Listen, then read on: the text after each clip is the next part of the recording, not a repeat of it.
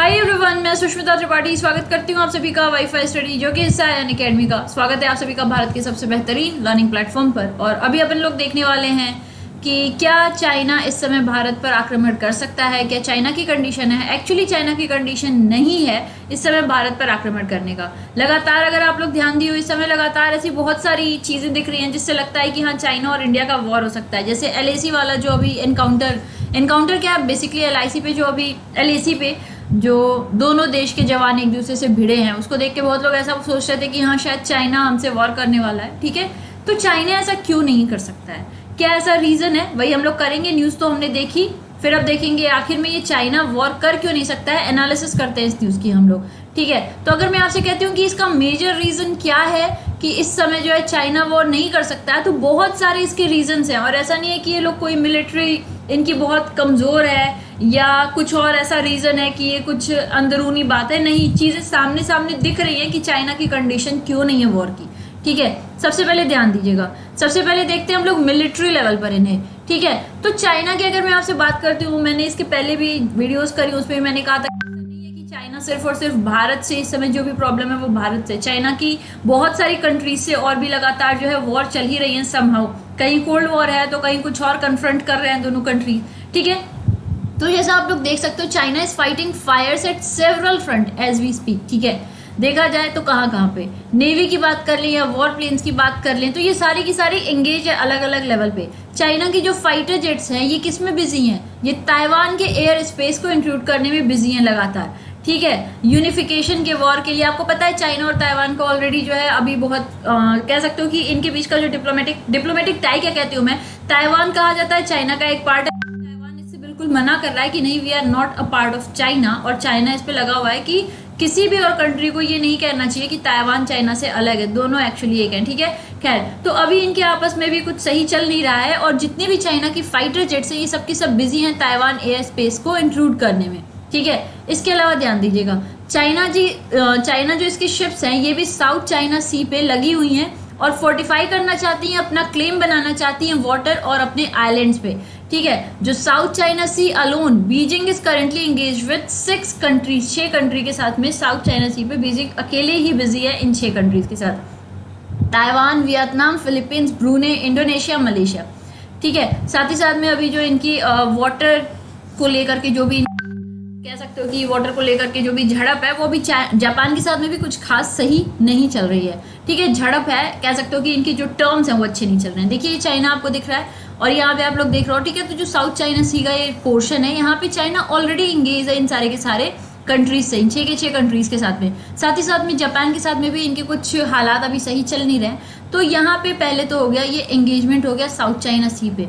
ठीक है, अब एक बात सोचो कि हमने देखा चाइना की जो शिप्स हैं वो ऑलरेडी बिजी हैं, चाइना के फाइटर जेट्स हैं वो बिजी हैं, तो क्या ये पॉसिबल है कि चाइना सब कुछ छोड़ के सीधा आ जाए, अपनी पीपल लिबरेशन आर्मी को सीधा लेता है और भारत के वहां पर लगा के और वॉर कर दे? नहीं, ऐसा तो नहीं लगता है, क्योंकि ऑलरेडी चाइना की बहुत सारी कंट्रीज से क्या चल रही है, झड़प चल रही है, कन्फ्रंटेशन चल रही है। अगर मैं आपसे इंटरनल कॉन्फ्लिक्ट बोलूँ, आपको पता है कि चाइना का जो हालात है, एक कंप्लीटली कम्युनिस्ट है वहां की सरकार। ठीक है, बहुत ज्यादा कंट्रोल करती है अपने लोगों के ऊपर, और इंटरनल कॉन्फ्लिक्ट तो कह सकते हैं कि पिछले कुछ दिनों से चल रहा है। पहले तो आपने देखा होगा किस तरह से वहां के लोगों में आपस में झड़प हो गई थी पुलिस वगैरह से, और अभी धीमे धीमे वो चीजें और बढ़ती जा रही हैं। ठीक है, लोगों के अंदर तो कहा जाए कि चाइना सरकार के प्रति वो कह नहीं सकते हो कि वही रिस्पेक्ट है या उस लेवल पे वो लोग उस सरकार को चाहते हैं। चाइना के अंदर भी बहुत लोग चाहते हैं कि शी जिनपिंग जो है किसी तरह से इन्हें हटा दिया जाए तो वो बेटर होगा। ठीक है, तो ये भी कहा जा रहा है कि शी जिनपिंग इस समय इन सारे मामलों से उठाकर लोगों का ध्यान भटकाने के लिए भी क्या कर रहा है,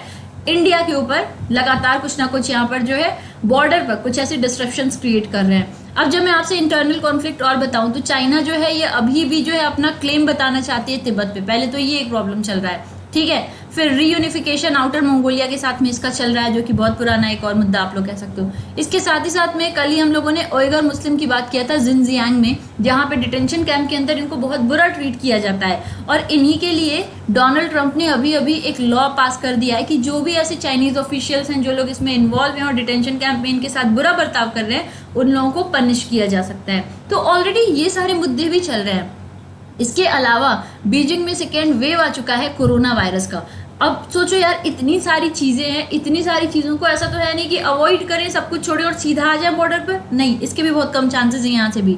ये देखो, ये आउटर मंगोलिया आपको दिख रहा है, यहाँ पे अपना क्लेम चाहती है। चाइना हमेशा से तिब्बत को बताती है, यहाँ पे अपना ये क्लेम चाहती है। इधर देखो, इधर आपको अरुणाचल प्रदेश, ये भारत आपको दिख रहा है, ठीक है, तो ये अपन वाला पोर्शन हो जाता है, ठीक है। फिर जिनजियांग, ये वो रीजन है जहाँ पे जो मुस्लिम्स हैं, उइगर मुस्लिम्स, उनके साथ में ये एथनिक माइनॉरिटी ग्रुप है वहाँ की, और इनके साथ में चाइना सरकार का जो बर्ताव है वो बहुत ही बुरा है। इन्हें डिटेंशन कैंप के अंदर रखा जाता है। कल जो मैंने वीडियो करी थी वो इस पे कंप्लीट मैंने अपनी जो है आपको एक एनालिसिस करके दी थी कि हाँ, उइगर मुस्लिम्स के साथ में बुरा कर रहे हैं ये लोग। तो ये ऑलरेडी देखो, यहाँ बीजिंग आपको दिख रहा है, ऑलरेडी चाइना इन सारी चीजों से डील कर ही रहा है, अपने इंटरनल कॉन्फ्लिक्ट भी इनके हैं। इसके अलावा बजटरी इशू, ये सबसे बड़े इश्यूज में से एक फिर आ जाएगा। चाइना की जीडीपी ये 20.65 ट्रिलियन युआन की थी, यानी $2.91 ट्रिलियन पहले क्वार्टर 2020 की। इनकी जो जीडीपी अभी है ये 6.9% तक डाउन हो गई है ईयर ऑन ईयर देखा जाए तो। ऐसा नहीं कि केवल जीडीपी में हम लोग डिक्लाइन करें। चाइना का जो रिलेशन है बाकी कंट्रीज के साथ में वो भी क्या होता जा रहा है, वो भी लगातार खराब होता जा रहा है। ये भी कहा गया है कि इनकी जो मैन्युफैक्चरिंग थी, यानी ये जो सामान बना रहे थे, ये भी कम हो गई है क्योंकि डिमांड अब कम होता जा रहा है। लगभग 8.5% डिक्लाइन हुआ है अलग अलग कंट्रीज के इंपोर्ट्स में। तो ये बहुत बड़ी चीज है क्योंकि चाइना अकेले बताया जाता है 15 से 20% के बीच में वेरी करते हुए अलग अलग प्रोपोर्शन में एक्सपोर्ट करता था सामान को, ठीक है। लेकिन यहाँ की मैन्युफैक्चरिंग अभी कम हो गई है क्योंकि यहाँ का जो डिमांड है, डिमांड क्या हुआ है, वो कम होता जा रहा है। बाकी देश ने भी अपने रिलेशन चाइना से उतने अच्छे नहीं रखे हैं। सभी जो है क्लेम करते जा रहे हैं चाइना के ऊपर कि चाइना ने ही अपने वहां पर लैब में इस वायरस को बनाया है और चाइना ने सही स्टेप नहीं लिया है, WHO ने भी सही स्टेप नहीं लिया है। इसकी वजह से चाइना के रिलेशन ऑलरेडी सबसे क्या होते जा रहे हैं, खराब होते जा रहे हैं, ठीक है। तो एक तो बजटरी इशू आ गया जहां पे इनकी जीडीपी ऑलरेडी बहुत ज्यादा अच्छी तो नहीं थी, डिक्लाइन कर गई थी। उसके अलावा जो ये इन लोगों के पास सबसे मजबूत एक हथियार होता है ट्रेड का भी इशू आ रहा है, जो आप लोग नीचे देख सकते हो। अब ट्रेड का इशू देखिएगा, ट्रेड वॉर इनका ऑलरेडी किससे चल रहा है, यूएसए के साथ में। यूएसए, डोनाल्ड ट्रम्प तो बिल्कुल क्लियरली इस बात को बोल ही रहे हैं कि हाँ, ये चाइनीज वायरस है और चाइना पे किसी ना किसी तरीके से वो एलिगेशंस लगाते ही रहते हैं। तो चाइना से तो ऑलरेडी यूएसए का ट्रेड वॉर चल रहा है, ठीक है। इसके अलावा इकोनॉमिकली इनका ऑस्ट्रेलिया के साथ में भी शुरू हुआ है। ऑस्ट्रेलिया ने भी जो है बिल्कुल खुलकर बोल दिया है कि वो चाइना के कहीं ना कहीं अगेंस्ट है। तो यूएस, ऑस्ट्रेलिया से बहुत सारी कंट्रीज हैं, जापान को ले लो, बहुत सारी कंट्रीज है, ठीक है। तो अब ध्यान दीजिएगा, अगर ये लोग इंडिया से लड़ने को आ रहे हैं तो इसका ये मतलब होगा कि इंडियन मार्केट में जो इनके सामान की सप्लाई है लगभग $74.72 बिलियन की, ये भी इनका एक्सपोर्ट कम होगा। इतनी बड़ी इनकी अमाउंट में एक्सपोर्ट कम हो जाना, तो चाइना इस बारे में भी सोचेगा तभी कुछ करेगा, क्योंकि ऑलरेडी चाइना के एक्सपोर्ट पे बहुत असर देखने को मिला है, ठीक है। फिर जो दूसरा बहुत बड़ा रीजन है, चाइना जो है वो अफोर्ड नहीं कर सकता है इंडिया के साथ में वॉर।